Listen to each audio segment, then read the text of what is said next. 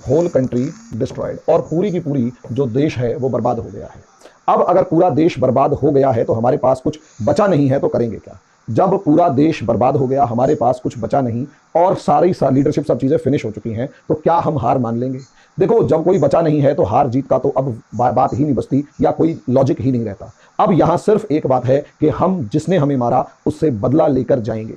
हम मरेंगे लेकिन तुम्हें भी जीने नहीं देंगे। यहां इस semi autonomous nuclear system, nuclear missile system को एक्टिवेट कर दिया जाएगा। और यहां कहा गया कि इस न्यूक्लियर मिसाइल सिस्टम जहां ये एक्टिवेट किया गया, वहां ऑलरेडी दुश्मन देशों के लगभग सभी बड़े और एक्टिव सभी बड़े शहर और सभी पॉसिबल मिलिट्री जो इस्टेब्लिशमेंट हैं उन सबको टारगेट बनाया जाएगा। हमारी जो 4 से लेकर 6 सॉरी शायद 9 से लेकर 13,000 के करीब इनके पास न्यूक्लियर वेपन्स हैं, इन 9 से 13,000 न्यूक्लियर वेपन्स को एकदम से एक्टिवेट किया जाएगा। जितना ज़्यादा हो सके तेज़ी से उन मिसाइल्स को छोड़ा जाएगा। और जितने भी दुश्मन देश हैं, फ्रांस, यूनाइटेड किंगडम, या यूं मोटे तौर पर देखो नाटो से लेकर अमेरिका से लेकर जितने भी दुश्मन देश हैं, उन सभी दुश्मन देशों और उनके शहरों के ऊपर आखिरी जब सब मर चुके होंगे तो लास्ट में जो लोग बचेंगे वो उन जगहों पर बैठे होंगे जो न्यूक्लियर सिलोज, यानी शहर मतलब जमीन से 20, 30, 50, 100 फुट 100 मीटर नीचे की तरफ बैठे हुए हैं और वो पूरे के पूरे सिस्टम को देख रहे हैं। मान लिया ये आपका सरफेस है और यहाँ से 100 मीटर नीचे तक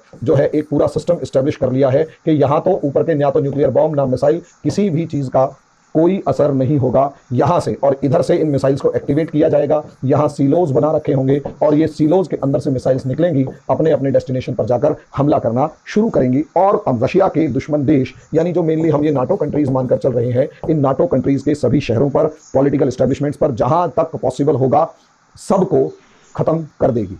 और यहाँ से हमारा वो हमला, यानी रशिया का क्लेम है कि वो हमला ऐसा होगा कि उससे बचने की यूरोप की औकात नहीं होगी।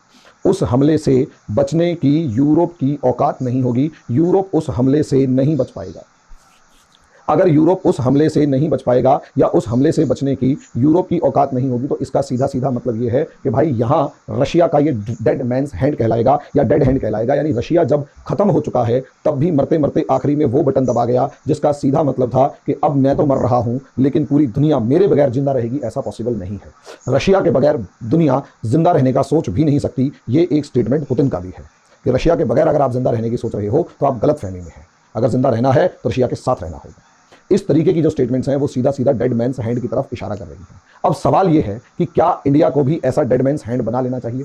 दोस्तों, अगर हम इसमें इंसानियत से लेकर उन बातों की तरफ ध्यान दें कि भाई नहीं, इससे लाखों जाने जाएंगी, करोड़ों जाने जाएंगी। देखो, इमोशंस हमारे और आपके घर में, गली में, मोहल्ले में, देश के अंदर हमारे अड़ोसी पड़ोसी जितने भी हैं उन सब के लिए ज़रूरी है। लेकिन जिस तरीके से इंडिया 2 हॉस्टाइल कंट्रीज़ पाकिस्तान और चाइना से घिरा हुआ है और इंडिया की ये दोनों की दोनों हॉस्टाइल कंट्रीज़ जो हैं वो न्यूक्लियर पावर हैं और इन न्यूक्लियर पावर्ड या न्यूक्लियर वेपनाइज्ड हैं, तो ये न्यूक्लियर पावर्ड कंट्रीज़ एक बार भी, और मजे की बात ये कि पाकिस्तान की आर्मी के पास सारा कंट्रोल है, हेड ऑफ द स्टेट यानी कि राष्ट्रपति प्रधानमंत्री की यहाँ कोई औकात या वैल्यू नहीं है। वहीं अगर दूसरी तरफ देखें, पाकिस्तान के साथ दूसरी समस्या एक और है कि यहाँ नॉन स्टेट एक्टर्स काफ़ी ज़्यादा ताकतवर हैं।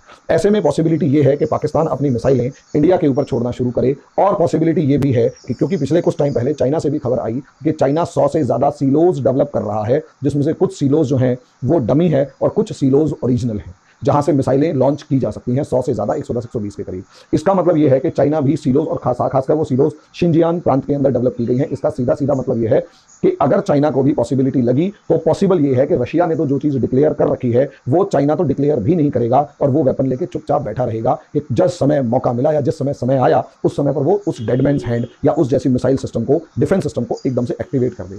ऐसे में पाकिस्तान पर और चीन पर, दोनों पर भरोसा कर नहीं सकते। तो मेरा अपना ओपिनियन ये है कि इंडिया को भी ऐसा ही डिफेंस सिस्टम जनरेट कर लेना चाहिए कि हो सकता है कि चाइना और पाकिस्तान एकदम से मिलकर भारत के ऊपर बड़ा न्यूक्लियर अटैक करें और लगभग 50, 60 या 100 बम हमारे सभी बड़े शहरों के ऊपर एक साथ लॉन्च कर दें, जिसमें हमारे लगभग सभी बड़े शहर तबाह और बर्बाद हो जाएं। ऐसी सिचुएशन में इंडिया क्या करेगा? क्या इंडिया चुप बैठ जाएगा या खत्म हो जाएगा? तो ऐसी सिचुएशन में इंडिया को भी उनको ऐसी ही भाषा में जवाब देने के लिए, भाई जानवर को मारने के लिए जानवर